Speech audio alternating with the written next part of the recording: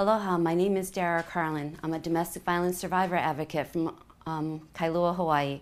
I work in Honolulu, but I also work with domestic violence survivors across the United States. I work exclusively with domestic violence survivors, and I make that clear because domestic violence victims are people who are either in the abusive relationship or who are fleeing the abusive relationship. The women that I work with have, quote-unquote, successfully escaped their abusive situations, but if they have children in common with their abusers, they're going to be victimized in family court situations until their youngest child turns 18. This isn't what domestic violence victims are expecting when we tell them to, if you're in an abusive relationship, leave.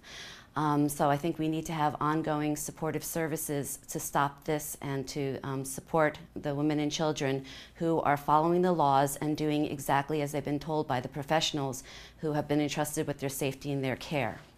In order to stop the problem of interpersonal violence and abuse across the lifespan, there's a national effort called the National Partnership to End Interpersonal Violence Across the Lifespan, or NPEIV.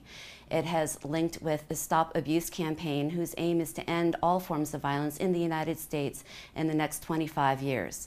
It's an ambitious goal, but we can do it if we all stick together and work hard on this.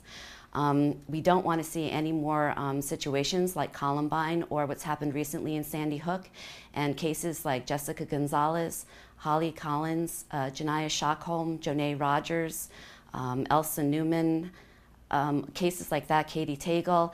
These have to be the exception and not the standard rule. And unfortunately, there are too many of these going on in this country.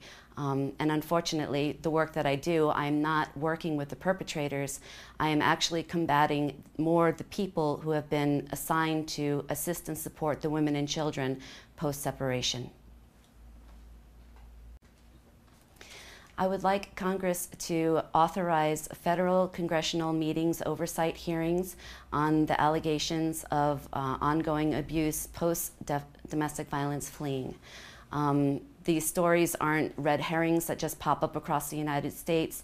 This is a systematic problem, and according to the Leadership Council, it's estimated that 58,000 children per year are being placed either in the custody of the abuser or in unsupervised contact with the person who is guilty of family violence.